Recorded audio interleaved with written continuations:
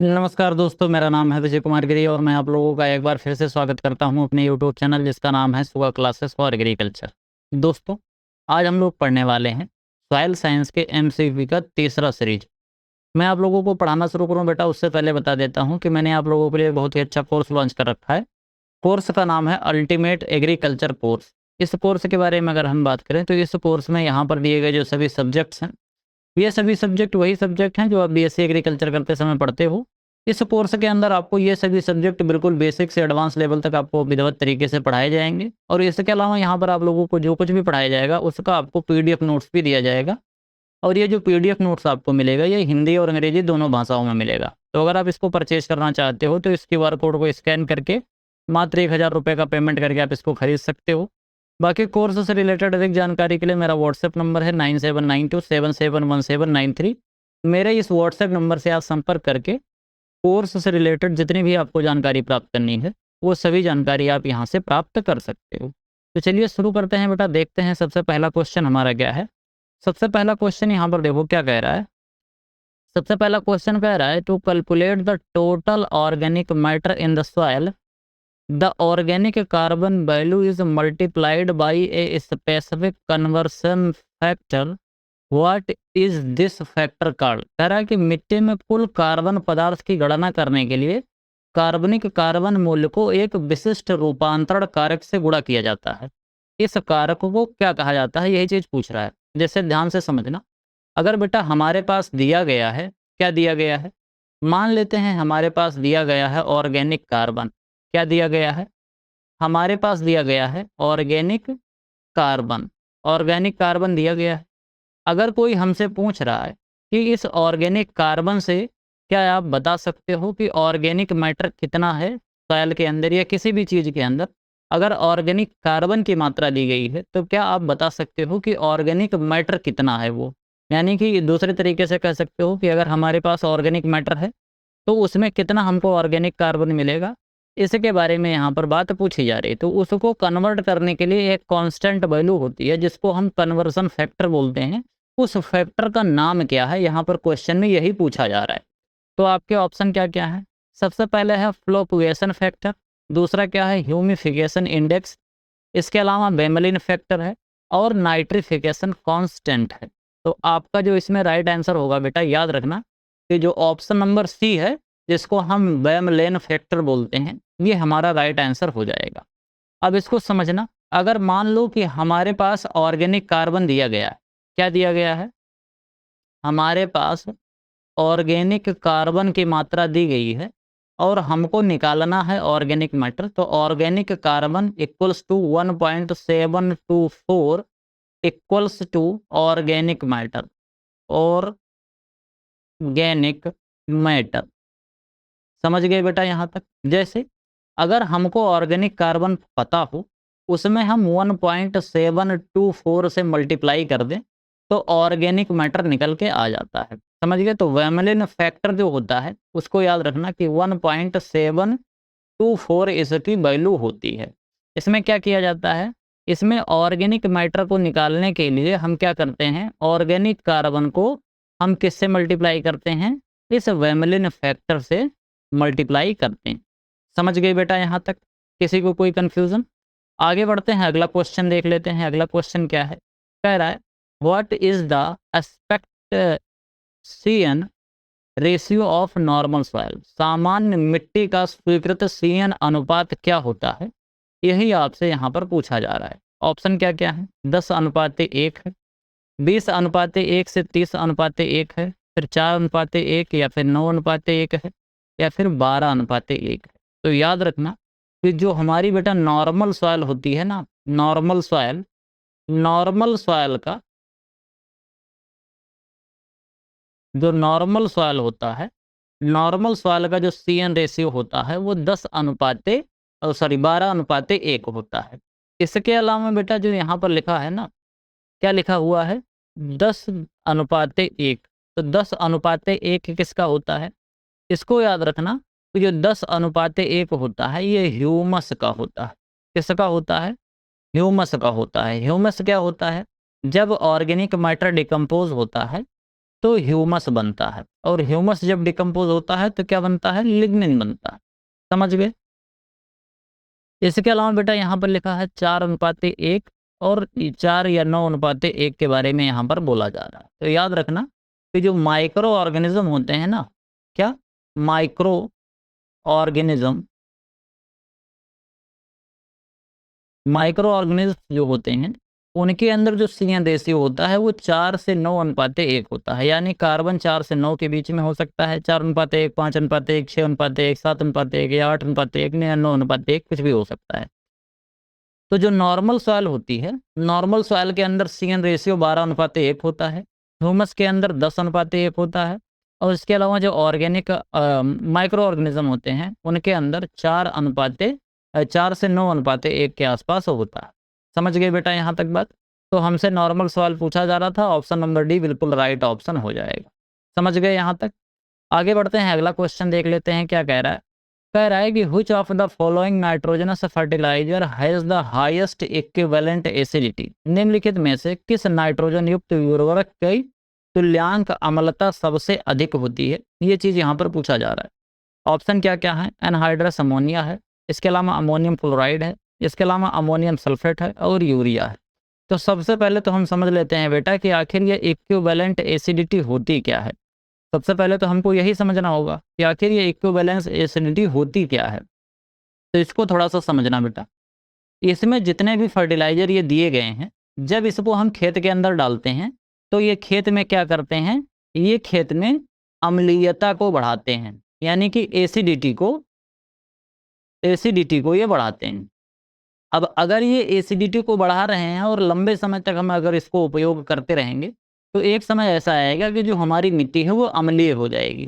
तो क्या किया जाता है कि अगर हम लंबे समय तक इस फर्टिलाइजर को यूज कर रहे हैं तो मिट्टी हमारी अम्लीय ना हो, इसके लिए हम एक वैल्यू निकालते हैं जिसको इक्विवेलेंट एसिडिटी कहते हैं, और इसी वैल्यू का हम उपयोग करते हैं किसमें, इसी वैल्यू का हम उपयोग करते हैं मिट्टी को फिर से न्यूट्रलाइज करने के लिए, यानी कि मिट्टी के पीएच को फिर से बढ़ाने के लिए, जो अम्लीय हो गया है उसको उदासीन की तरफ ले जाने के लिए हम इसमें यूज करते हैं। तो इक्विवेलेंट जो एसिडिटी होती है अलग अलग तरीके की होती है। इक्विवेलेंट एसिडिटी की अगर हम बात करें तो ये क्या होता है, इक्विवेलेंट एसिडिटी एक ऐसा अमाउंट होता है जो कि यह बताता है कि हमको इस फर्टिलाइजर डालने से जो अम्लीयता आई है उसको सही करने के लिए हमको कितना कैल्शियम कार्बोनेट देना पड़ता है। समझ गए। यानी कि इक्विवेलेंट एसिडिटी क्या बताता है कि इनकी वजह से जो मामला खराब हुआ है उसको सुधारने के लिए हमको कितना कैल्शियम कार्बोनेट देना पड़ेगा, यही चीज यहाँ पर कही जा रही है। तो आपको याद रखना है बेटा कि जो एनहाइड्रस अमोनिया होता है ना, एनहाइड्रस अमोनिया सबसे ज़्यादा अम्ल निकालता है। एनहाइड्रस अमोनिया जब क्रॉप में यूज किया जाता है तो क्रॉप में यूज करके इसका जो रेजिडुअल एसिडिटी होता है वो काफ़ी ज़्यादा होता है, और इसको अगर हमको सही करना है तो हमको लगभग 148 मिली इक्विवेलेंट पर 100 ग्राम हमको क्या यूज करना पड़ेगा, हमको यूज करना पड़ेगा कैल्शियम कार्बोनेट यूज करना पड़ेगा। समझ पा रहे हो। यानी कि अगर हमने 100 ग्राम क्या यूज कर लिया, अगर हमने 100 ग्राम एनहाइड्रस अमोनिया यूज कर लिया तो हमको क्या करना होगा, तब हमको 148 mg क्या यूज करना पड़ेगा, कैल्शियम कार्बोनेट यूज करना पड़ेगा। तभी हमारी मिट्टी जो होगी वो कैसी होगी, नॉर्मल होगी। यानी कि जो पीएच जो मिट्टी का बढ़ाने वाला था वो नॉर्मल होगा, यानी कि लवणीय मिट्टी बन जाएगी, क्योंकि अम्ल और क्षार मिलकर लवण बना लेते। तो 148 मिली इक्विवेलेंट पर 100 ग्राम किसका होता है, एनहाइड्रस अमोनिया का होता है। समझ गए। इसके अलावा याद रखना जो कैल्शियम क्लोराइड होता है ना, कैल्शियम क्लोराइड के बारे में याद रखना बेटा, तो सॉरी अमोनियम क्लोराइड। तो अमोनियम जो क्लोराइड होता है इसका 128 मिली इक्विवेलेंट पर 100 ग्राम। समझ गए। इसके अलावा अमोनियम सल्फेट को याद कर लेना। अमोनियम सल्फेट का कितना होता है, 110 मिली इक्विवेलेंट पर 100 ग्राम होता है। इसके अलावा बेटा यूरिया का याद कर लेना। यूरिया का कितना होता है, 80 से 85 मिली इक्विवेलेंट पर 100 ग्राम होता है। यानी कि यहाँ पर जितने भी दिए गए हैं उसमें सबसे कम इक्विवेलेंट एसिडिटी किसकी है? सबसे कम इक्विवेलेंट एसिडिटी जो है वो यूरिया की है इस ऑप्शन में। और सबसे ज़्यादा किसकी है? सबसे ज़्यादा है एनहाइड्रस अमोनिया की। और हमसे पूछा क्या जा रहा था? हमसे यहाँ पर हाईएस्ट ही पूछा जा रहा था, तो हम क्या लगा देंगे? हम लगा देंगे यहाँ पर ऑप्शन नंबर ए पे टिक लगाएंगे और आगे बढ़ जाएंगे। समझ गए बेटा यहाँ तक बात? आगे बढ़ते हैं, अगला क्वेश्चन देख लेते हैं। कह रहा है कि during wind erosion which specific process account for the maximum soil loss. मतलब 50 से 75% जो विंड का इरोजन होता है वो इनमें से कौन सा मेथड से होता है, यही चीज़ यहाँ पर पूछा जा रहा है। तो एक बार आपको समझा देता हूँ। जब हम बेटा बात करते हैं किसकी? जब हम बात करते हैं विंड इरोजन की। किसकी बात करते हैं? जब हम विंड इरोजन की बात करते हैं तो बेटा ये विंड इरोजन जो होता है ना, ये 3 तरह का होता है। कितने तरह का होता है? ये विंड इरोजन पूरा 3 तरीके का होता है। अब एक एक करके मैं इन तीनों के बारे में बताता हूँ। सबसे पहले तो बेटा याद कर लेना कि एक होता है साल्टेशन। क्या होता है? एक होता है साल्टेशन। दूसरा क्या होता है? दूसरा होता है बेटा सस्पेंशन। क्या होता है? सस्पेंशन। और तीसरा क्या होता है? तीसरा होता है बेटा सरफेस सरफेस क्रीप। क्या होता है? सरफेस क्रीप होता है। तो ये 3 तरीके का होता है। अब एक करके बताता हूँ। जितना भी टोटल विंड इरोजन होता है उस टोटल विंड इरोजन में से 50 से जो 75% विंड इरोजन होता है वो साल्टेशन की मदद से होता है। और इसके अलावा जो सस्पेंशन है, सस्पेंशन में 3 से 4% का विंड इरोजन आपको देखने को मिलता है। और जो सरफेस क्रीप होता है, सरफेस क्रीप में आपका 5 से 25% तक का विंड इरोजन आपको देखने को मिलता है। ये इतने जो विंड इरोजन मैंने बताए ये सभी के सभी विंड इरोजन वाले होते हैं। यानी कि इसको सब जोड़ जाड़ दोगे तो कितना मिल जाएगा? हमको यहाँ पर लगभग ये पूरा 100% मिल जाता है। समझ गए? तो विंड इरोजन इन 3 तरीके से होता है। अब आपको एक एक करके बताता हूँ। बेटा जब आंधी चलती है ना, तो आप लोगों ने देखा होगा जब आंधी बहुत तेज चलेगी तो वो 3 तरीके के कण होते हैं। कुछ कण तो ऐसे होते हैं जो बहुत ज़्यादा हल्के होते हैं, वो हवा में एक बार उड़ जाते हैं तो वो हवा में लंबे समय तक वैसे पड़े रहते हैं और हवा बहुत धुंधली सी हो जाती है, बहुत गंदी सी हवा हो जाती है। लंबे समय तक वो धूल के कण हवा में तैरते रहते हैं। इसके अलावा कुछ ऐसे भी कण होते हैं जो आंधी आती है तो एक जगह से उड़ेंगे और थोड़ी दूर जाके गिर जाते हैं। और एक तीसरा होता है कि वो बहुत ज़्यादा वज़नदार होते हैं तो वो उड़ नहीं पाते हैं, वो रेंगते हुए ऐसे मतलब ऐसे लुढ़कते हुए चलते हैं।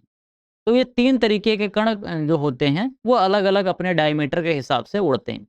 तो इसमें जो साल्टेशन वाली प्रोसेस होती है, अगर कोई मिट्टी का कण 0.1 से लेके 0.5 0.1 से लेके 0.5 मिलीमीटर के आसपास तक का है, तो वो साल्टेशन के द्वारा जाएगा। साल्टेशन में कैसे जाएगा बेटा? साल्टेशन में आप ऐसे समझ लो कि इसमें जो मूवमेंट होती है सॉइल के पार्टिकल्स की, वो बाउंसिंग द्वारा होती है, इस तरीके से। यानी कि पहले उड़ेगा और थोड़ी दूर जाके फिर ज़मीन पर गिर जाएगा, फिर वहाँ से उड़ेगा, फिर आगे जाके गिर जाएगा, फिर वहाँ से उड़ेगा, फिर आगे गिर जाएगा। तो ऐसे-ऐसे क्या करता है, ये उड़ता-गिरता ऐसे-ऐसे तब आगे बढ़ता है। तो लगभग 50 से 70% आपको इस तरीके से विंड इरोजन देखने को मिलता है। इसके अलावा जो सस्पेंशन होता है, सस्पेंशन में अगर कोई 0.1 मिलीमीटर से कम है, कितना? 0.1 मिलीमीटर से कम है, तो वो सस्पेंशन में रहेगा। बोले तो सस्पेंडेड रहता है। सस्पेंडेड रहता है मतलब कि अगर एक बार वो हवा में उड़ गया, तो हवा में उड़ गया तो लंबे समय तक वो हवा में ही रहेगा। बहुत देर बाद जाकर कहीं किलोमीटर तक, कई-कई बार तो 100-100, 200-200 किलोमीटर तक चला जाएगा। तब जाकर जब बिल्कुल हवा स्थिर हो जाएगी, तब वो कहीं पर ज़मीन पर गिरेगा या कहीं बरसात होगी तो पानी के साथ ज़मीन पर आएगा। अदरवाइज़ वो जल्दी से ज़मीन पर नहीं आता है। क्यों? क्योंकि बहुत छोटा-छोटा सा कण है, 0.1 मिलीमीटर से भी कम डायमीटर का है। और जो सरफेस क्रीप होता है बेटा, अगर कोई 0.5 से ज़्यादा, कितना? मोर देन 0.5 मिलीमीटर से ज़्यादा का कोई मैटर है, तो वो क्या होगा? वो उड़ नहीं पाता है। उड़ेगा नहीं तो क्या करेगा? ढिमलाएगा। ढिमलाएगा मतलब लुढ़क-लुढ़क के वो जाएगा। तो इस तरीके से आपको ये देखने को मिलता है। तो 50 से 75% आपको इसमें किस में दिख रहा है? तो 50 से 75% बेटा जो दिख रहा है, वो दिख रहा है साल्टेशन में, यानी कि ऑप्शन नंबर जो बी होगा, वो सही हो जाएगा। अब इसको याद कैसे करोगे? देखो, जो बेटा इसमें सस्पेंशन है, सस्पेंशन को आपको ऐसे समझना है कि सस्पेंडेड रहता है। सस्पेंडेड रहता है, जैसे एक बार आदमी अगर सस्पेंड हो जाता है, तो वो लंबे समय तक सस्पेंड रहता है, तुरंत बहाल नहीं होता है कि आज सस्पेंड हुआ और 4 दिन में वो फिर से नौकरी पर आ गया। तो एक बार अगर सस्पेंड हुआ, यानी कि अगर एक बार वो हवा में उड़ा, तो लंबे समय तक वो हवा में ही उड़ता रहेगा, यानी कि बहुत छोटा पार्टिकल है, 0.1 मिलीमीटर से कम है। आपको बस 2 चीज़ वैल्यू याद करनी है, एक तो 0.1 से लेके 0.5 याद कर लेना है, केवल इतना। इसके अलावा आपको कुछ नहीं याद करना है। सरफेस क्रीप आपको पता ही चल जाएगा। सरफेस क्रीप क्या होता है?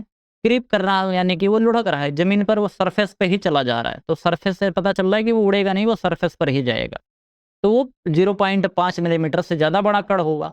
और अगर सस्पेंशन हो रहा है, यानी कि सस्पेंड हो गया एक बार, लंबे समय तक सस्पेंड रहेगा, तो यानी कि वो उड़ते हुए दूर तक चला जा रहा है। तो दूर तक उड़ते हुए अगर निकला जा रहा है, तो वो क्या होगा? 0.1 मिलीमीटर से कम होगा, यानी और छोटा होगा।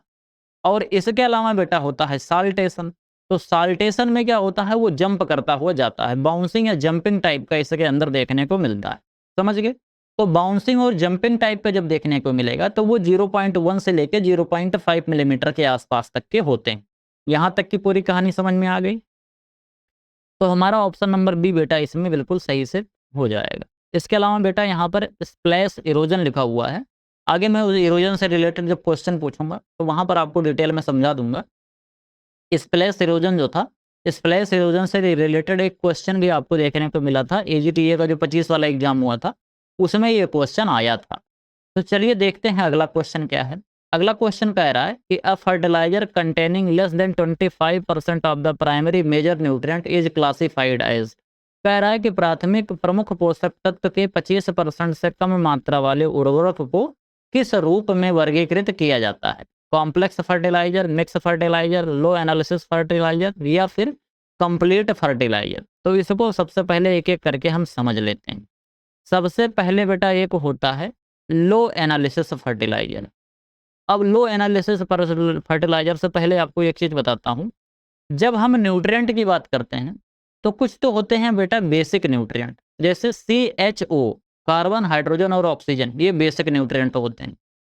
इसके अलावा बेटा होते हैं प्राइमरी न्यूट्रिएंट, जैसे नाइट्रोजन, फास्फोरस और पोटेशियम जो हैं, ये कैसे होते हैं? नाइट्रोजन, फास्फोरस और पोटेशियम जो होते हैं, ये प्राइमरी न्यूट्रिएंट होते हैं।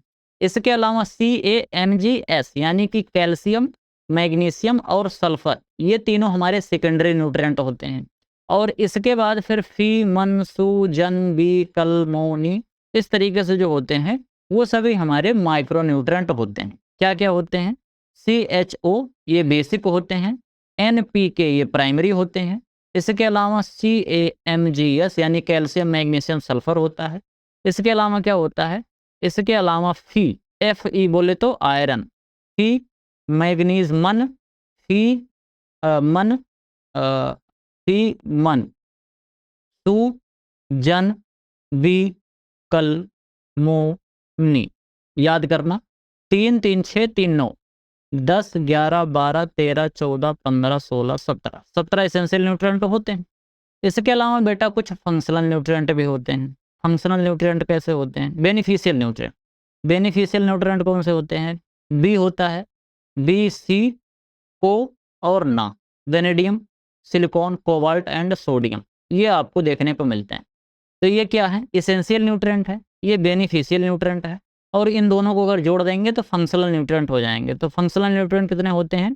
टोटल 21 फंक्शनल न्यूट्रिएंट होते हैं। प्राइमरी न्यूट्रिएंट कितने होते हैं? सॉरी, एसेंशियल न्यूट्रिएंट कितने होते हैं? एसेंशियल न्यूट्रिएंट याद रखना कि 17 होते हैं। इसके अलावा बेनिफिशियल न्यूट्रिएंट कितने होते हैं? बेनिफिशियल न्यूट्रिएंट केवल और केवल 4 होते हैं। अब इसमें बेटा जो CHO है, इनको क्या कहते हैं? इनको हम बेसिक न्यूट्रिएंट बोलते हैं। NPK को क्या बोलते हैं? इनको हम प्राइमरी न्यूट्रिएंट बोलते हैं। समझ गए? इसके अलावा यहाँ पर जो है, इसको हम क्या बोलते हैं? इसको हम सेकेंडरी न्यूट्रिएंट बोलते हैं। इसको तो बच्चा बच्चा जानता होगा। और ये इतने जो बच रहे हैं, इनको क्या बोलते हैं? इनको हम माइक्रो न्यूट्रिएंट बोलते हैं। इतनी कहानी आपको अच्छे से समझ में आई? तो इतनी कहानी में से हम निकालेंगे कितना? इतनी कहानी में से हम केवल NPK जो प्राइमरी न्यूट्रेंट होते हैं, केवल इतने को निकालते हैं, बाकी को सब हम छोड़ देते हैं। तो छोड़ देते हैं तो लिख लेते हैं नाइट्रोजन, फॉस्फोरस और पोटेशियम, ये तीनों के तीनों क्या होते हैं? ये तीनों के तीनों प्राइमरी न्यूट्रिएंट होते हैं। क्या होते हैं ये बेटा? ये तीनों के तीनों प्राइमरी न्यूट्रिएंट होते हैं। अब अगर ये बेटा प्राइमरी न्यूट्रिएंट हैं तो इससे रिलेटेड अब यहाँ पर क्वेश्चन को समझते हैं। जो लो एनालिटिकल फर्टिलाइजर होते हैं, इनके अंदर 25% से कम, कितना? 25% से कम, यानी कि कैसे लिखेंगे? Less than 25%। इनमें से कोई सा भी न्यूट्रिएंट 25% से ऊपर नहीं होगा तो उसको हम लो एनालिसिस फर्टिलाइजर बोलते हैं। लो एनालिसिस फर्टिलाइजर किसको बोलते हैं? जिसके अंदर इन तीनों में से कोई सा भी, इन तीनों में से किसी में भी 25% नहीं। जैसे जब हम सिंगल सुपर फॉस्फेट की बात करते हैं तो इसमें लगभग 16% के आसपास, 16 से 18% के आसपास आपको देखने को मिलता है। इसके अंदर क्या? फॉस्फोरस देखने को मिलता है। तो अपर लिमिट क्या है? 25%। यहाँ पर जो मैक्सिमम पाया जा रहा है सिंगल सुपर फॉस्फेट पाया जा रहा है वो 26% है, ये 16% है, इसके ऊपर पाया ही नहीं जा रहा। नाइट्रोजन और इसके अलावा पोटेशियम इसके अंदर होता ही नहीं है। तो अगर कोई भी प्राइमरी न्यूट्रिएंट जो है, अगर वो प्राइमरी न्यूट्रिएंट 25% से ज़्यादा किसी के अंदर नहीं है, मतलब कोई भी प्राइमरी न्यूट्रिएंट ये वाला अगर हमारे फर्टिलाइजर में कोई भी किसी की भी वैल्यू, चाहे नाइट्रोजन की, चाहे फॉस्फोरस की, चाहे पोटेशियम की, अगर वो 25% से ऊपर नहीं जा रही है तो उसको हम लो एनालिसिस फर्टिलाइजर बोलते हैं। इसी का एक और साथी होता है जिसको हम क्या बोलते हैं बेटा? जिसको हम बोलते हैं हाई एनालिसिस फर्टिलाइजर। क्या बोलते हैं? हाई एनालिसिस फर्टिलाइजर बोलते हैं।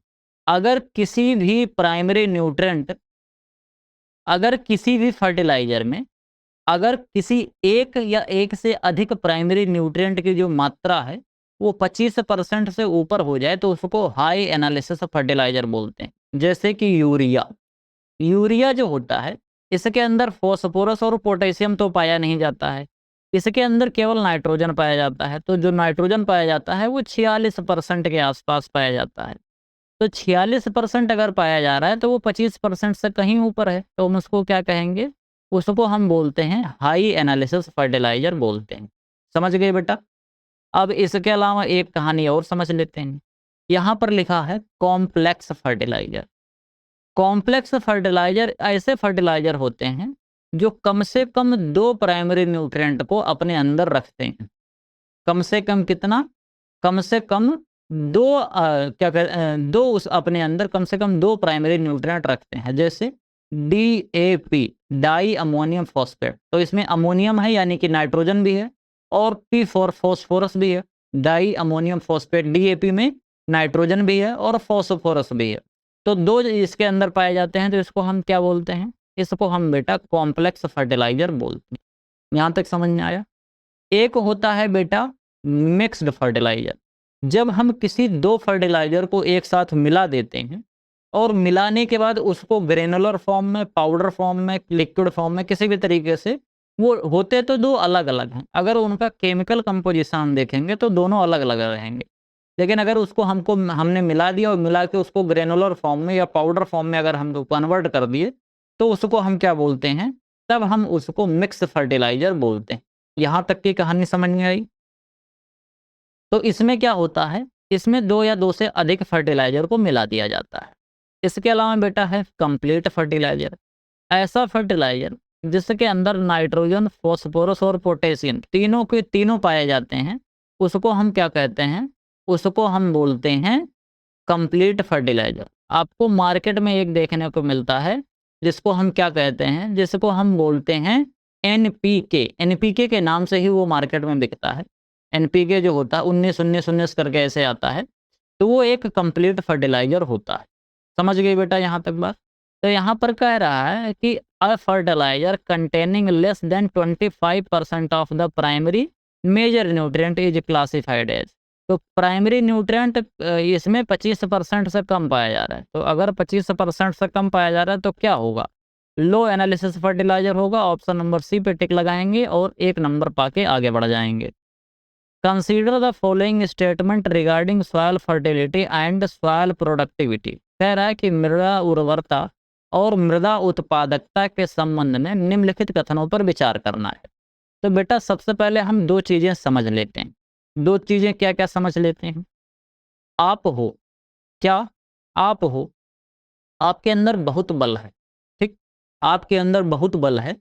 आप अगर चाहो तो पहाड़ उठा सकते हो, लेकिन आप एक सुई भी नहीं उठाना चाहते हो।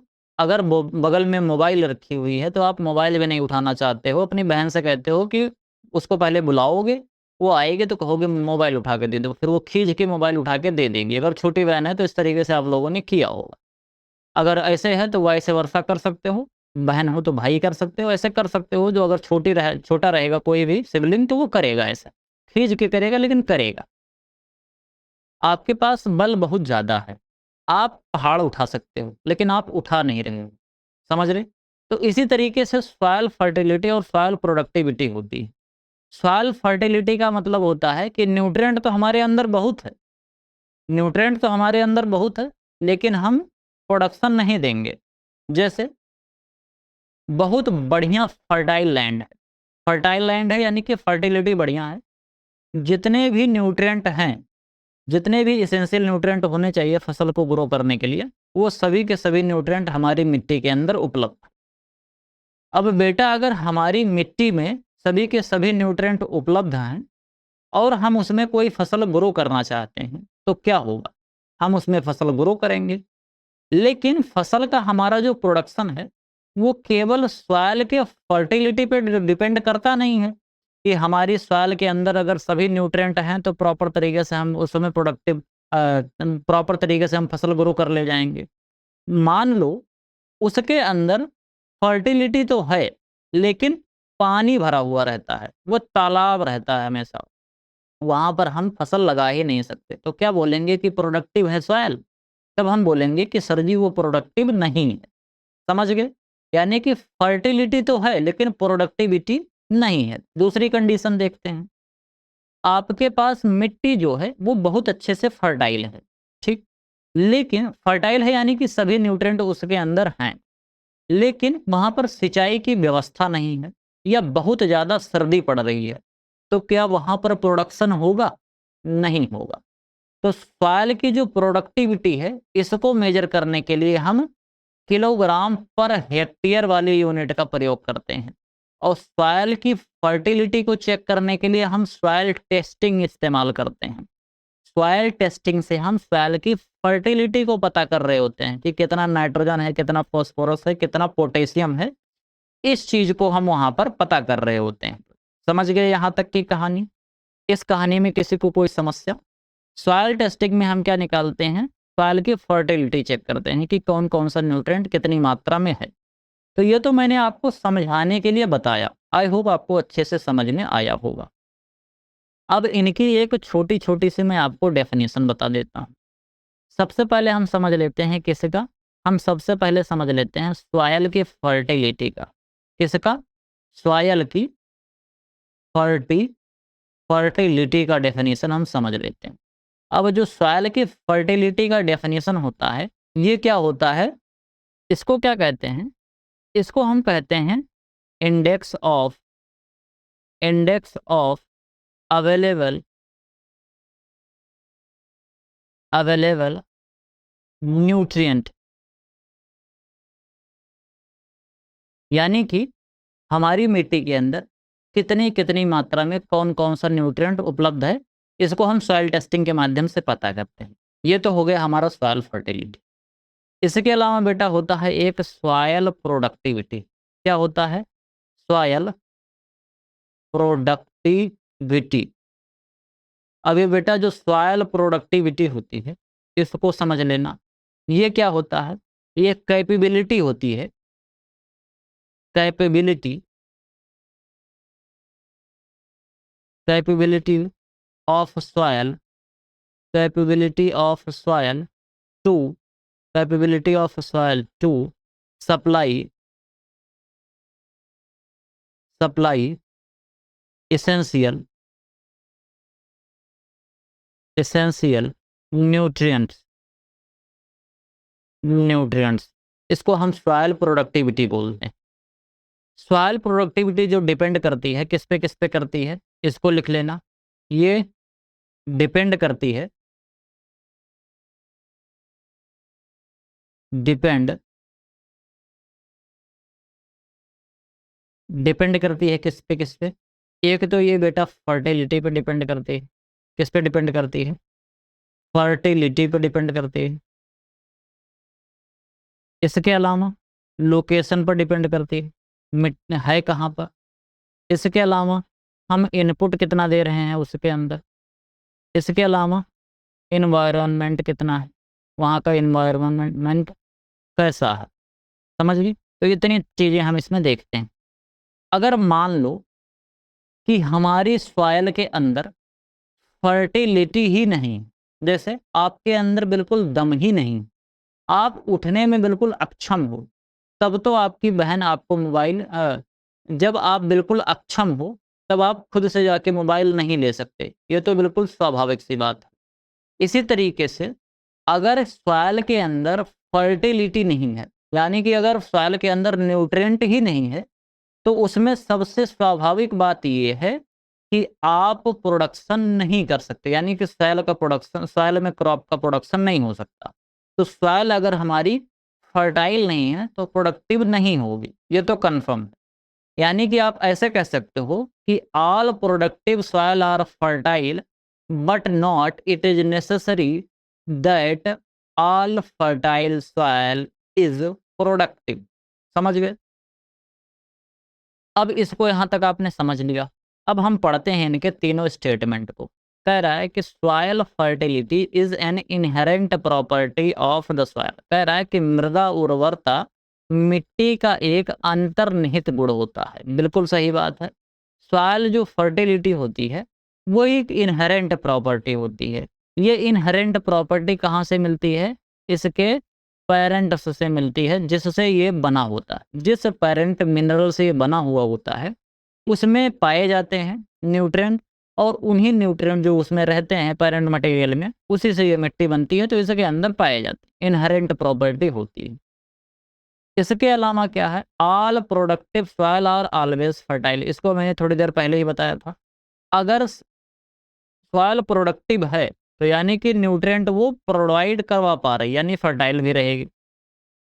इसके अलावा all productivity soil productivity is solely an index of available nutrient to plant. ये बात गलत हो जाएगा। Index of available nutrient to plant तो अभी मैंने आपको सॉइल फर्टिलिटी के लिए बताया था, तो यहाँ पर सॉइल प्रोडक्टिविटी लिखी।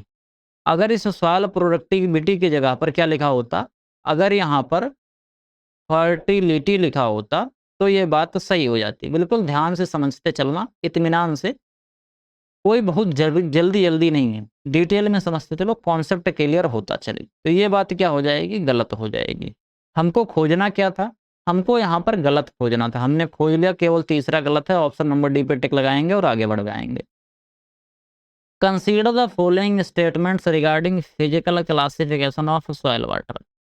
सॉइल वाटर की जब हम बात करते हैं तो तीन तरीके का वाटर होता है सॉइल वाटर। हाइग्रोस्कोपिक वाटर होता है, कैपिलरी वाटर होता है, ग्रेविटेशनल वाटर होता है। ये कैसा होता है? ये फिजिकल क्लासिफिकेशन वाटर का जब हम करते हैं तब इस तरीके से वाटर होता है। तो हाइग्रोस्कोपिक वाटर, कैपिलरी वाटर और ग्रेविटेशनल वाटर के बारे में यहाँ पर जानकारी दी गई है। बाकी डिटेल में मैंने अपने अल्टीमेट एग्रीकल्चर कोर्स में पढ़ा रखा है, वहाँ से देख के पढ़ लेना। यहाँ पर हम बात करेंगे यहाँ पर बात करते हैं एक एक स्टेटमेंट की। Hygroscopic water is mostly non liquid, moves in vapour form and is biologically inactive. जो हाइग्रोस्कोपिक वाटर होता है बेटा, ये हाइग्रोस्कोपिक जो वाटर होता है ये 31 से लेकर 10,000 एटीएम, 31 से लेकर 10,000 एटीएम के टेंशन के साथ मिट्टी के पार्टिकल के साथ चिपका होता है। ये लिक्विड फॉर्म में नहीं होता है, ये वेपर फॉर्म में ही निकलता है। अगर मिट्टी से इसको बाहर जाना है तो it is only be detach only in the form of vapour. ये लिक्विड फॉर्म में कभी भी मिट्टी के पार्टिकल से डिटैच नहीं होता है। 100% सत्य बात है। कैपिलरी वाटर क्या होता है? Capillary water is held between field capacity and hygroscopic coefficient at tension of 0.3 to 31 ATM। ये बात जो कही जा रही है बिल्कुल सही है। कैपिलरी वाटर जो होता है आप लोगों ने पढ़ा होगा 1/3 से लेकर 31 ATM तक जो उपलब्ध पानी होता है उसको हम केशिका जल या फिर कैपिलरी वाटर बोलते हैं। ये भी बात सही है। Gravitational water is held by high positive tension of more than 31 ATM and is desirable for crop.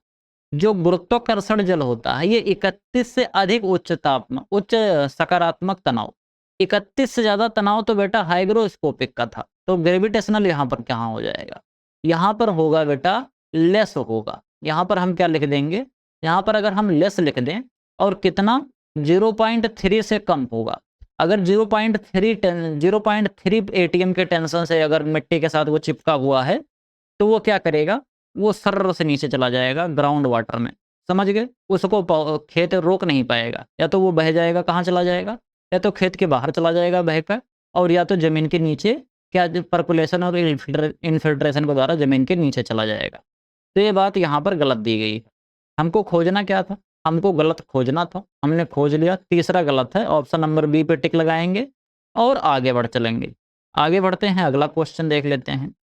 18वां question देख लेते हैं क्या कह रहा है। Read the following rule related to carbon nitrogen ratio and decomposition.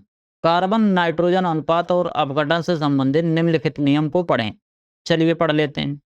कह रहा है कि CN ratio exceed 30:1 net immobilisation occur. बेटा यहाँ पर हम दो कहानी को पहले समझ लेते हैं। दो कहानी जो है उसको सबसे पहले समझ लेते हैं। एक तो हमारे पास क्या है बेटा, एक तो है हमारे पास मिनरलाइजेशन। क्या है, मिनरलाइजेशन। अब एक होता है मिनरलाइजेशन और दूसरा होता है बेटा इमोबिलाइजेशन। क्या होता है, इमोबिलाइजेशन होता है। ठीक, एक मिनरलाइजेशन होता है, एक क्या होता है, इमोबिलाइजेशन। मिनरलाइजेशन में क्या होता है, इसको आपको थोड़ा सा समझना पड़ेगा। जब मिनरलाइजेशन होता है तो इसमें क्या होता है कि जो इमोबाइल फॉर्म होता है एलिमेंट का, यानी कि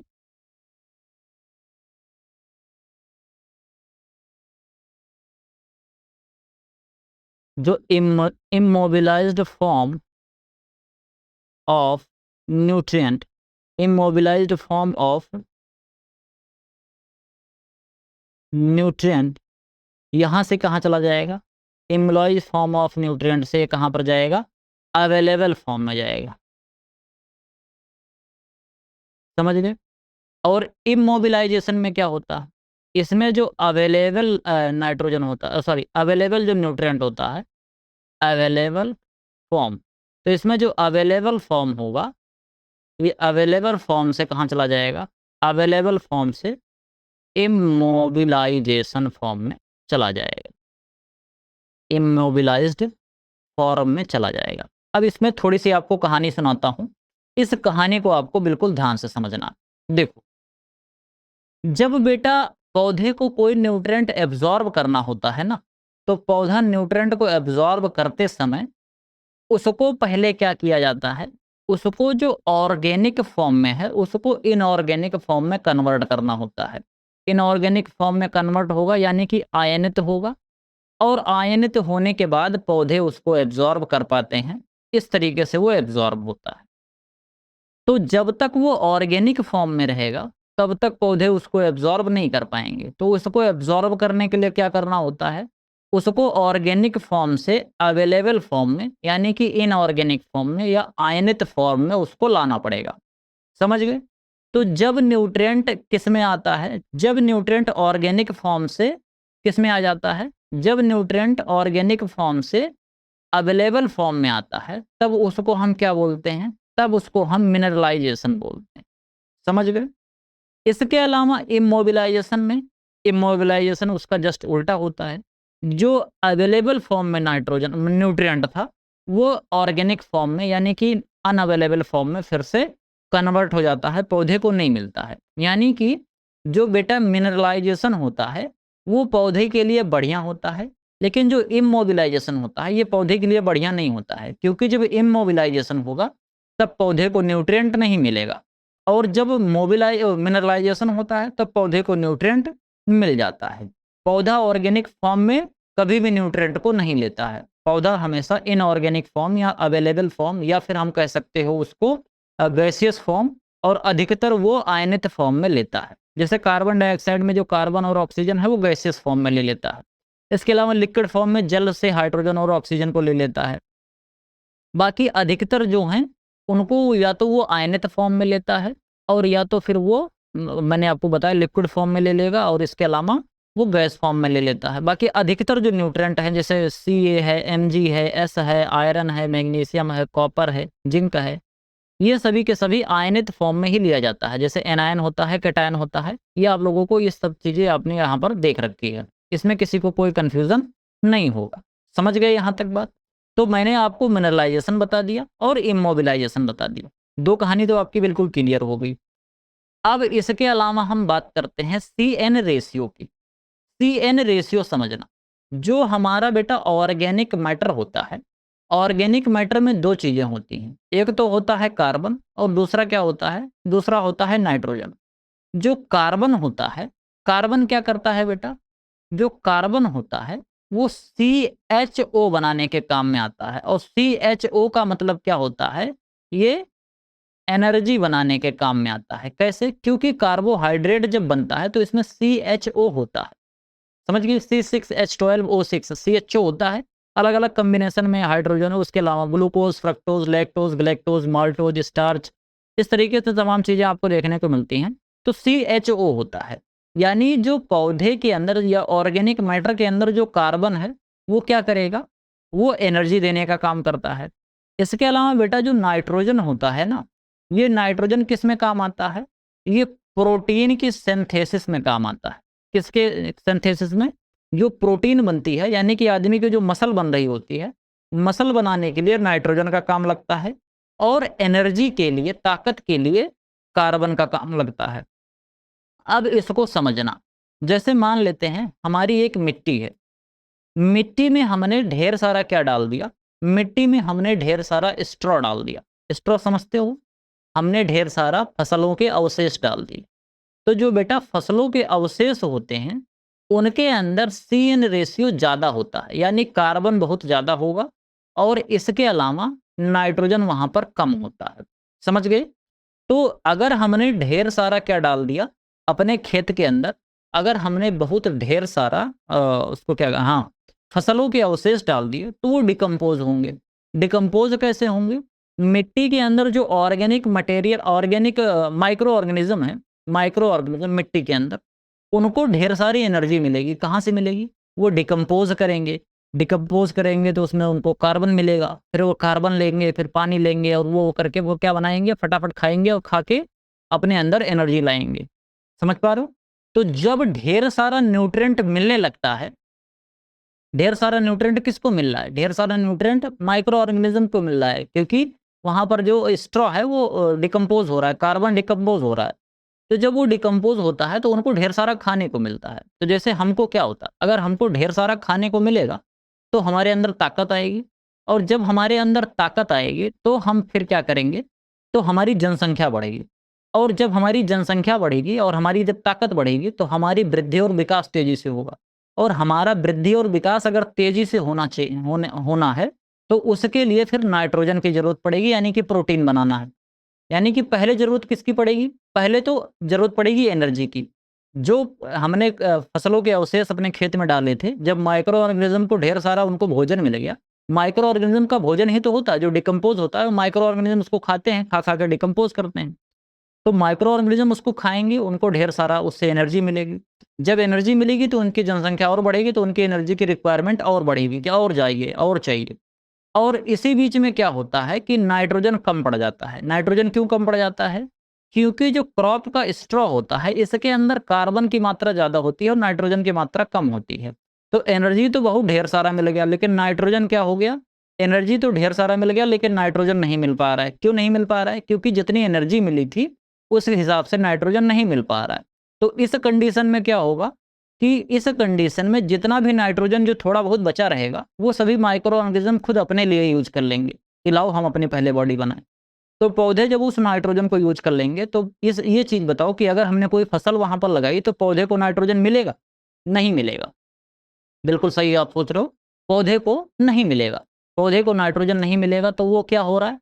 पौधे को नाइट्रोजन नहीं मिल रहा है यानी कि वो इमोबिलाइजेशन हो रहा है। क्या हो रहा है? इमोबिलाइजेशन हो रहा है। तो जब CN रेशियो यानी कि कार्बन की मात्रा बढ़ रही है और नाइट्रोजन की मात्रा अब नहीं बढ़ पा रही है, तो इस कंडीशन में क्या होगा? इमोबिलाइजेशन होगा यानी कि पौधे को नाइट्रोजन नहीं मिल पा रहा है। कोई ज़रूरी नहीं है कि यहाँ पर नाइट्रोजन की ही बात हो, कोई चीज़ और भी हो सकती है। तो यहाँ तक आपको बात समझ में आई कि नाइट्रोजन पौधे को क्यों नहीं मिल रहा है? क्योंकि ढेर सारी एनर्जी जो थी, जब हमने क्रॉप का स्ट्रॉ डाला और क्रॉप का स्ट्रॉ सड़ने लगा, तो सड़ते-सड़ते क्या हुआ कि ढेर सारी एनर्जी वो दे गया और जब ढेर सारी एनर्जी मिल गई तो जनसंख्या बढ़ गई माइक्रो ऑर्गेनिज्म की, और जब उनकी जनसंख्या बढ़ गई तो उनको ढेर सारा अपनी बॉडी को डेवलप करने के लिए, सेल डिवीजन करने के लिए प्रोटीन चाहिए। तो प्रोटीन के लिए उनको नाइट्रोजन चाहिए। तो जो नाइट्रोजन मिट्टी में उपस्थित है, जो ऑर्गेनिक मैटर डिकम्पोज़ होने के बाद मिल रहा है, वो सभी के सभी माइक्रो ऑर्गेनिज्म अपने लिए इस्तेमाल कर लेंगे। तो पौधे जो हम उसमें ग्रो करेंगे उसके लिए वो उपयोगी नहीं हो पाएगा। तो इसमें अगर CN रेशियो 30 से ज़्यादा हो रहा है तो इमोबिलाइजेशन होता है। बिल्कुल सही बात है, ये 100% सही है। अगर CN रेशियो 30:1 से ज़्यादा हो जाए यानी कि 35:1, 40:1, 100:1, 200:1 इस तरीके से होगा तो इमोबिलाइजेशन होगा यानी कि स्थिरीकरण होने लगेगा, यानी कि पौधा जो है वो नाइट्रोजन नहीं पाएगा, मिट्टी में वो अनअवेलेबल फॉर्म में उपस्थित रहेगा। ऐसा नहीं है कि कहीं चला जाएगा, माइक्रो ऑर्गेनिज्म मिट्टी में ही रहेंगे, बाद में माइक्रो ऑर्गेनिज्म मरेंगे, वो डिकम्पोज होंगे, पौधे को फिर बाद में मिलेगा। लेकिन एट द टाइम जब रिक्वायरमेंट है उस समय तो नहीं मिल पा रहा है ना, तो वो स्थिरीकरण तो रहेगा, नाइट्रोजन रहेगा वहीं खेत में ही रहेगा। तो पौधे के जो माइक्रो ऑर्गेनिज्म है उनके अंदर घुस जाएगा, प्रोटीन के फॉर्म में पड़ा रहेगा। जब माइक्रो ऑर्गेनिज्म मरेगा तो वो डिकम्पोज होगा, तब मिलेगा। लेकिन जिस समय हमें रिक्वायरमेंट है उस समय तो नहीं मिल रहा है ना, तो ये काम उसका खराब हो जाएगा। जब CN रेशियो 20 से 20:1 के बीच में रहता है तो नेट मिनरलाइजेशन टेक प्लेस, तब मिनरलाइजेशन होता है। अगर जनसंख्या 20 अगर जनसंख्या ठीक-ठाक रहती है तो एनर्जी मिलती है और इसके अलावा वो अपना थोड़ा-सा ग्रोथ भी कर लेते हैं, डिकम्पोज़ भी कर देते हैं और पौधे को नाइट्रोजन मिल जाता है। ज़्यादा डिमांड नहीं होती है। ज़्यादा वो नहीं माँगते हैं कि हमें नाइट्रोजन दो, हमें अपना ग्रोथ करनी है। तो जो बच जाता है वो पौधे यूज़ कर लेते हैं।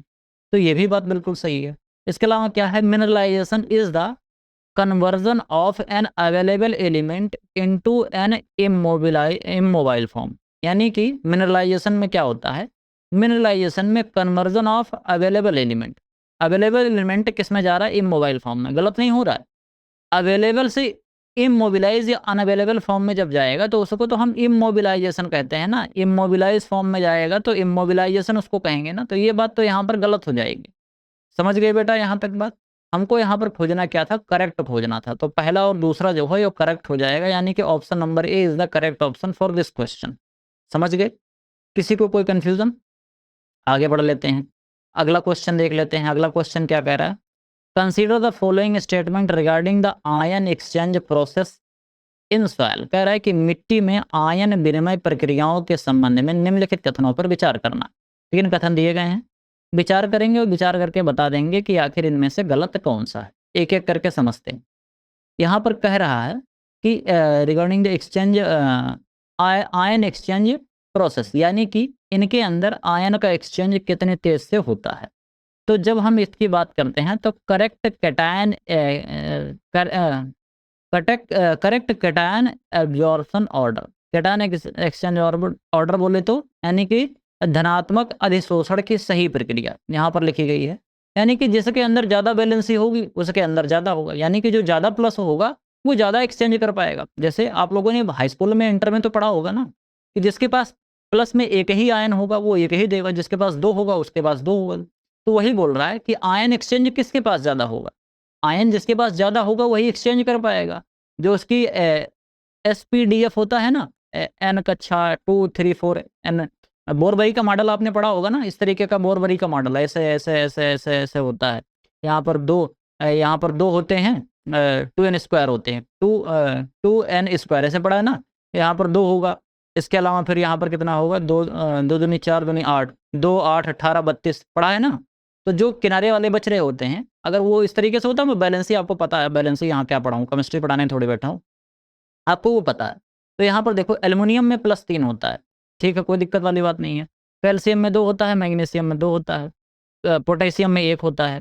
तो आपको बिल्कुल सही सीक्वेंस में आपको देखने को मिल गया। तो यहाँ पर कोई दिक्कत वाली बात नहीं है। तो ये क्या होगा कि इसमें जो एडजॉर्प्शन ऑर्डर है वो इस तरीके से होता है, यानी कि सबसे ज़्यादा आयन एक्सचेंज जो होता है एल्युमिनियम का होता है, फिर कैल्शियम का, मैग्नीशियम का, फिर पोटेशियम का होता है। इसमें किसी भी तरीके से दिक्कत नहीं है, ये बात बिल्कुल सही है। दूसरा क्या देखते हैं, कह रहा है कि potassium is less tightly held by colloid and is subjected to leaching. जो पोटेशियम होता है, क्योंकि इसकी आयन एक्सचेंज कैपेसिटी कम है, तो अगर आप समझो कि मैंने आपको 2 रस्सी से बांध रखा है, 4 रस्सी से बांध रखा है और 1 रस्सी से बांध रखा है, तो टूटने की संभावना किससे ज़्यादा रहेगी? टूटने की संभावना अगर 1 रस्सी से बांधा हुआ है तो रहेगी। तो पोटेशियम क्योंकि एक ही आयन से बंधा हुआ है, इसलिए जल्दी वो क्या होता है, लीच आउट कर जाता है। ये भी बात बिल्कुल सही है, समझ गए? इसके अलावा क्या होता है, इसके अलावा the correct anion exchange order. अब यहाँ पर एनायन एक्सचेंज ऑर्डर देखते हैं। यहाँ पर क्या दिया गया है, एनायन एक्सचेंज ऑर्डर पहले दिया गया है NO3 दिया गया है, माइनस में है 1, MaSO4 माइनस में 2 है, और यहाँ पर OH माइनस में 1 है। तो इस तरीके से आपको यहाँ पर दिखाई दे रहा है। तो एक्सचेंज यहाँ पर जो दिया गया है बेटा, इसको आपको ध्यान से देखना है। ध्यान से देख के आपको इतना पता चल रहा है कि पहले यहाँ पर बैलेंस ही 1 थी। ये लिखा ऐसे जाता है NO3, लेकिन ये थोड़ा सा गड़बड़ हो गया है, सही से लिख नहीं पाया है, इस तरीके से ऐसे होता है। तो यहाँ पर माइनस का 1 है, यहाँ पर माइनस का 2 है, और यहाँ पर माइनस का 1 ही है। तो इस तरीके से लिखा हुआ है, तो गड़बड़ नहीं लिखा है। यहाँ पर होना कैसे चाहिए, सबसे पहले होना चाहिए माइनस का 2, फिर उसके बाद OH होना चाहिए, क्योंकि OH जो होता है ये इसके एक्सचेंज कैपेसिटी बहुत तेज़ होती है। आपने कभी OH आयन को खुले हुए घूमते नहीं देखा होगा। OH आयन तुरंत बगल में हाइड्रोजन से मिलकर जल बना लेता है, तो इसकी एक्सचेंज कैपेसिटी बड़ी तेज़ होती है। केवल जो एनायन या कैटायन एक्सचेंज जो कैपेसिटी है, केवल बैलेंसी पे डिपेंड नहीं करती है। इस चीज़ को बिल्कुल मिसकंसेप्चुअलाइज़ नहीं कर लेना कि सर जी अगर ऐसा है तो मतलब ऐसा कैसे हो गया, तो ये बात गड़बड़ हो जाएगा। अगर जिसकी बैलेंसी के साथ-साथ और भी चीज़ें देखनी पड़ती है, बाकी केमिस्ट्री की चीज़ें हैं, तो उसको आपको डिटेल में केमिस्ट्री में मैंने जो साल केमिस्ट्री है अल्टीमेट एग्रीकल्चर कोर्स में, मैंने वहाँ पर आपको डिटेल में पढ़ा रखा है। तो फिलहाल आप ऐसा समझो कि ये बात जो है, ये गलत लिखी गई है। क्योंकि सबसे पहले क्या होगा, सबसे पहले अगर हम इसका ऑर्डर देखेंगे, तो सबसे पहले होगा बेटा H2PO4 -2 होगा। इसके बाद क्या होगा, इसके बाद बेटा OH होता है माइनस वाला। फिर इसके बाद क्या होगा, SO4 माइनस का 2 होता है। इसके बाद फिर क्या होगा, इसके बाद फिर NO3 माइनस वाला होगा। समझ गए? तो इस तरीके से आपको ये देखने को मिलता है। अब आप यहाँ सोचोगे -2 यहाँ वाला है और यहाँ पर ये वाला है, तो OH में एक ही बैलेंस ही है, लेकिन यहाँ पर 2 है, तो ये आगे पीछे क्यों हो गया? क्योंकि बेटा जो OH होता है ये बहुत जल्दी रिएक्ट करता है। अगर इसको कहीं भी हाइड्रोजन मिल गया, कोई भी मिल गया, तो फट से उसके साथ तुरंत ही ऑक्सीडेशन कर लेगा और काम अपना बना लेगा। तुरंत ही उसका आयन जो है वो खत्म हो जाएगा। लेकिन SO4 जो है ये थोड़ा-सा कम रिएक्टिव होता है, वो उतने जल्दी से एक्सचेंज नहीं कर पाता। समझ गए यहाँ तक बात? तो ये गलत लिखा है। सही सीक्वेंस इस तरीके से होगा। समझ गए यहाँ तक? किसी को कोई कन्फ्यूज़न? अब इसमें हमको खोजना क्या था? गलत खोजना था। गलत केवल 1 निकला, यानी कि ऑप्शन नंबर बी इसका राइट आंसर हो जाएगा। 10वां क्वेश्चन देखते हैं। Given below are 2 statement, one label as assertion and other label as reason. नीचे 2 कथन दिए गए हैं, एक को अधिकथन और दूसरे को कारण दिया गया है। कह रहा है कि ammoniacal fertiliser highly suitable for application in water logged condition. बिल्कुल सही है। अमोनिकल फर्टिलाइजर जो होते हैं इनको रिड्यूस्ड जोन में दिया जाता है, ये बात बिल्कुल सही है। Ammoniacal fertiliser undergo less leaching loss and are readily soluble in the soil. कह रहा है कि अमोनिकल उर्वरक में लीचिंग हानि कम होती है और ये मिट्टी में आसानी से घुलनशील होते हैं। ये भी बात सही है। मिट्टी में आसानी से घुल जाते हैं और कम लीचिंग होती है, इसीलिए इनको हमेशा वाटर लॉगिंग कंडीशन में दिया जाता है। यानी कि असर्शन भी सही है और रीजन भी सही है, और जो रीजन है या असर्शन को कायदे से एक्सप्लेन भी कर रहा है, तो ऑप्शन नंबर ए हमारा बिल्कुल राइट ऑप्शन हो जाएगा। समझ गए यहाँ तक बात? आज का लेक्चर कुछ ज़्यादा बड़ा हो गया क्योंकि ढेर सारे कॉन्सेप्ट आ गए, समझाने में बड़ा टाइम लग गया। इसके अलावा क्या है, given below are 2 statement, one level है। जो असर्शन देख लेते हैं, क्या कह रहा है, the highest concentration of acidic soil in India is geographically found in the West Bengal. मैंने आपको बताया था कि जब वाटर लॉगिंग कंडीशन होती है और प्रोलॉन्ग वाटर लॉगिंग कंडीशन, यानी कि लंबे समय तक अगर जल भराव की स्थिति बन रही है, तो उस कंडीशन में हमारी मिट्टी अम्लीय हो जाएगी। तो वेस्ट बंगाल में बाढ़ बहुत आती है, आप लोगों ने देखा भी होगा, क्योंकि ढेर सारी जो नदियाँ हैं, हुगली नदी है, पद्मा नदी है, इसके अलावा गंगा नदी है, ब्रह्मपुत्र नदी उधर से आती है, तो बंगाल में ये तमाम आपको देखने को मिलता है। वैसे ब्रह्मपुत्र नहीं आती है बंगाल में, उधर थोड़ा-सा ज़मीन नीचे है, इसलिए वहाँ पर आपने साल भर में 2 बार आपने धान की खेती होते हुए देखी होगी। तो अब क्योंकि ज़मीन में पानी ज़्यादा भरा रहता है, इसलिए वहाँ पर जूट की भी खेती ज़्यादातर करी जाती है। ये सब कहानी मैंने सुनाई है, अगर आपने हमसे पढ़ा होगा, तो कहानी को इंटर रिलेट करके कैसे-कैसे मैं समझाया हूँ, अल्टीमेट एग्रीकल्चर कोर्स में डिटेल में सब चीज़ें बताई गई। तो वेस्ट बंगाल में क्या है बेटा, वेस्ट बंगाल में क्योंकि जलभराव की स्थिति ज़्यादा रहती है, इस वजह से एसिडिक सॉइल वहाँ पर बन जाती है, बिल्कुल कोई दिक्कत वाली बात नहीं है। Acidic soil developed primarily due to excessive absorption of sodium and carbonate ion on the soil colloid. ये बात जो कही जा रही है वो गलत है। क्यों? अगर एक्सेसिव एब्जॉर्प्शन ऑफ सॉइल और सोडियम और कार्बोनेट जो होता है, इसकी वजह से नहीं होता है।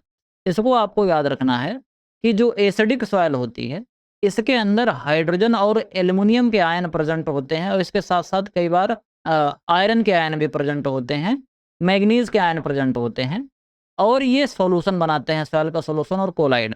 कभी भी सोडियम और इसके अलावा सोडियम जो है और सोडियम और इसके जो कार्बोनेट्स हैं, ये कभी भी नहीं बनाते हैं एसिडिक सॉइल। एसिडिक सॉइल के लिए क्या होना चाहिए? एसिडिक सॉइल के लिए हाइड्रोजन होना चाहिए, इसके अलावा एल्युमिनियम हो सकता है, इसके अलावा जो आयरन हो सकता है, मैंगनीज़ हो सकता है। ये सभी जो होते हैं ये एसिडिटी के लिए इम्पोर्टेंट होते हैं। समझ गए यहाँ तक बात? तो ये बात जो हो जाएगी वो गलत हो जाएगी। असर्शन तो ट्रू है लेकिन रीज़न हो जाएगा false. Assertion true and reason false, option number C right answer है। आगे बढ़ लेते हैं, क्या है? Given below are two statement, इसमें देखते हैं gypsum is highly recommended for the reclamation of highly saline soil. कह रहा है कि अत्यधिक लवणीय मिट्टी के सुधार के लिए जिप्सम की अनुशंसा की जाती है। ये बात गलत है। इसके अलावा क्या है? Alkaline soil are developed due to the accumulation of excess sodium carbonate and sodium bicarbonate ion in the soil. ये बात बिल्कुल सही है। जब सोडियम कार्बोनेट और सोडियम बाइकार्बोनेट का ढेर सारा एक्युमुलेशन होने लगता है, तो हमारी जो मिट्टी होती है वो अल्कलाइन हो जाती है। समझ गए? तो ये बात जो कही जा रही है वो सही है, लेकिन असर्शन जो है वो गलत है। Assertion false and reason true, option number D हमारा राइट आंसर हो जाएगा। इसके अलावा क्या है? सिंस वेनिया rostrata is a unique stem nodulating crop extensively use for in situ green manuring. ये बात जो है वो बिल्कुल सही है। सिंस वेनिया रोस्टराटा जो होता है, इसके गांठों के अंदर भी नोडुल पाए जाते हैं। स्टेम जो होता है, स्टेम के अंदर भी नोडुलेशन पाया जाता है, बिल्कुल सही है। इसके अलावा सिंस वेनिया इसके अलावा क्या कह रहा है? रीजन क्या कह रहा है? It is a native plant of West Africa. ये बात जो है ये भी बात बिल्कुल सही है, लेकिन दोनों में आपस में कोई संबंध नहीं है। दो अलग-अलग तरीके के, मान लो एक स्टेटमेंट है, इसलिए ऑप्शन नंबर जो बी होगा वो राइट ऑप्शन हो जाएगा। इसके अलावा क्या है? इसके अलावा बेटा यहाँ पर पीएच, एसी और एएसपी है। इसको मैंने डिटेल में समझा रखा है अपने कोर्स के अंदर, और इसके अलावा जो ए कॉम्पिटिटिव बुक ऑफ एग्रीकल्चर है वहाँ पर भी समझाया है, तो यहाँ पर मैं समझाऊंगा नहीं, मैं इसको एज इट इज़ मैच करा दे रहा हूँ। यहाँ पर कह रहा है कि पीएच जो है, अगर पीएच 8.5 से कम है, एसी 4 से ज़्यादा है और ईएसपी 15 से कम है, तो उसको हम क्या बोलते हैं? उसको हम बेटा बोलते हैं सैलाइन सॉइल। अगर पीएच जो है 8.5 से ज़्यादा है, एसी 4 से कम है और ईएसपी 15 से ज़्यादा है, तो इसको हम क्या बोलते हैं? इसको हम बेटा एल्कलाइन सॉइल बोलते हैं। इसके अलावा अगर पीएच 8.5 से ज़्यादा है, एसी 4 से ज़्यादा है और ईएसपी 15 से ज़्यादा है, तो इसको हम क्या बोलते हैं?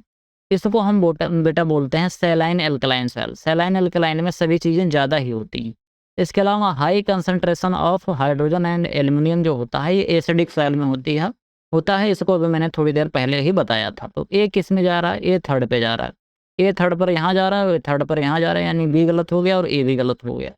बी किस पे जा रहा है? बी फोर्थ पे जा रहा है। बी यहाँ पर फोर्थ में जा रहा है, यानी कि ये भी गलत हो गया। तो ऑप्शन नंबर सी बिल्कुल राइट ऑप्शन हो जाएगा। समझ गए? यहाँ पर आपको बेटा ये टेबल दिया गया है, इस टेबल को कायदे से ध्यान से देख लेना, देख के समझ लेना, याद कर लेना। कैसे याद करना है मैंने सब चीज़ें बता रखी हैं। आगे बढ़ते हैं, देख लेते हैं। स्प्लैश इरोजन है, सीट इरोजन है, एरियल इरोजन है और गली इरोजन। अभी मैंने स्टार्टिंग में बोला था ना कि अभी आएगा इरोजन, तो वहाँ पूछूंगा, बताऊंगा। तो इस तरीके से आपको यहाँ पर दिख रहा है। तो सीट इरोजन क्या होता है? सीट इरोजन कभी भी फार्मर के द्वारा नोटिफाइड नहीं किया जाता है। क्यों नहीं किया जाता? क्योंकि मिट्टी की पूरी एक परत ही उड़ जाती है। सीट का मतलब एक परत, पूरी एक परत जब एक साथ हट जाती है तो इसको किसान आइडेंटिफाई नहीं कर पाता है कि हमारे खेत की जो मिट्टी है वो कहीं बह के चली गई है। इसके अलावा क्या है, can not removed by normal tillage.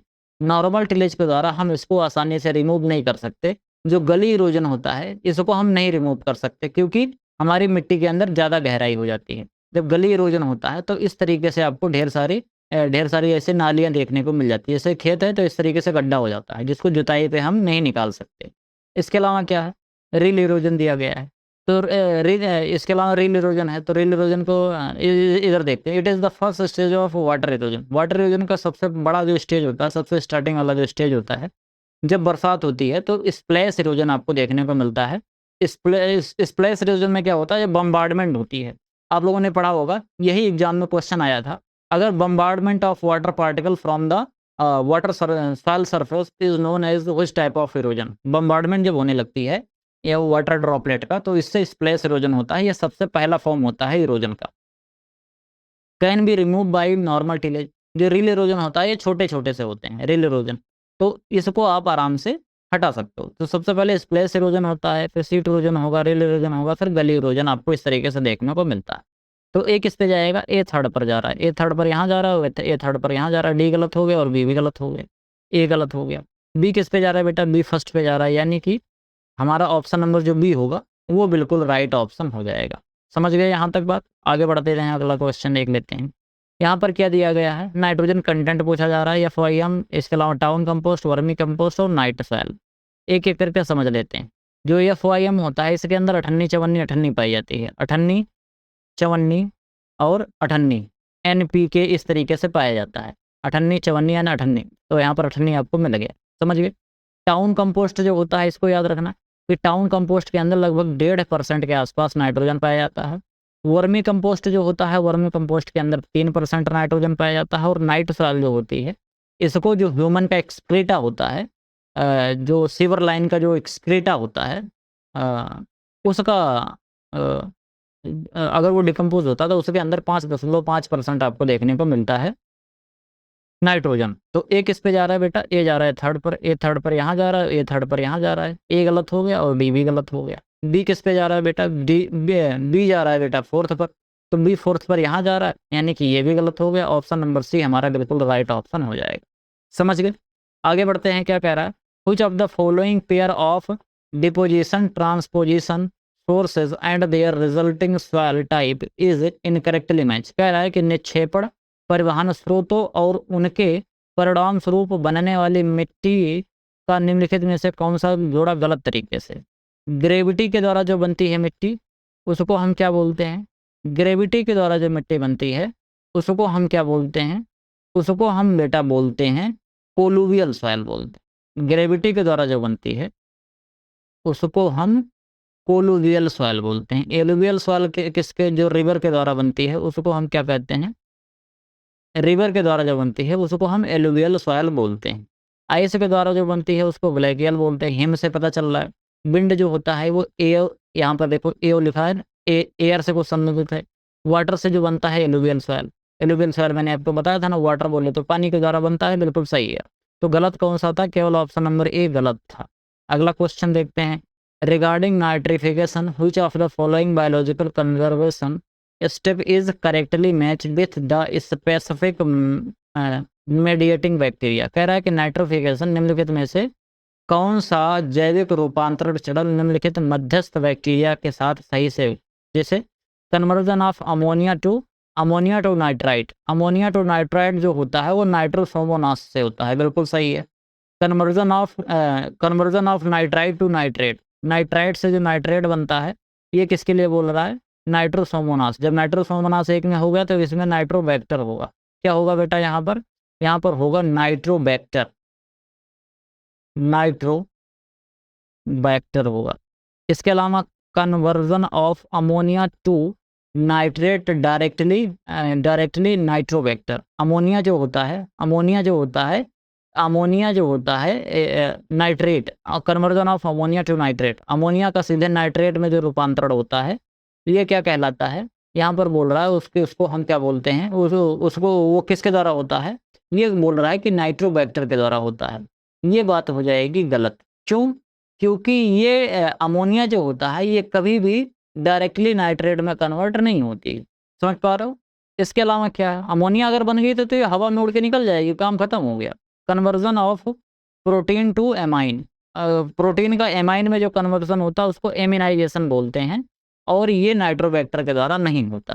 तो हमको यहाँ पर करेक्टली मैच खोजना था, हमने करेक्टली मैच खोज लिया, ऑप्शन नंबर ए हमारा बिल्कुल राइट ऑप्शन हो जाएगा।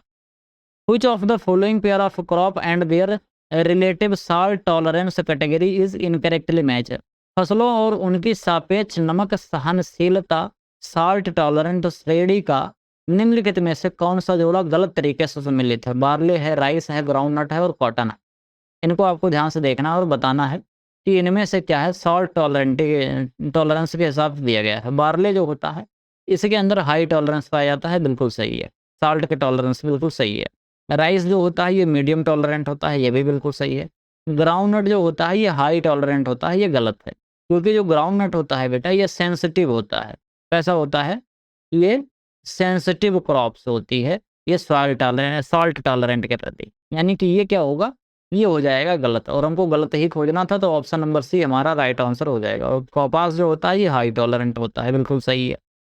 20वां और अंतिम क्वेश्चन देखते हैं। Which of the following pair regarding general soil definition is incorrectly match? कह रहा है कि सॉइल बफरिंग क्या होता है, resistant to change in the soil pH, बिल्कुल सही है। अगर सॉइल के पीएच को चेंज करने पर सॉइल रजिस्ट कर रही है तो उसको बफरिंग कैपेसिटी बोलते हैं। जितना ज़्यादा वो रजिस्ट करेगी उतना ही उसकी बफरिंग कैपेसिटी ज़्यादा होती है।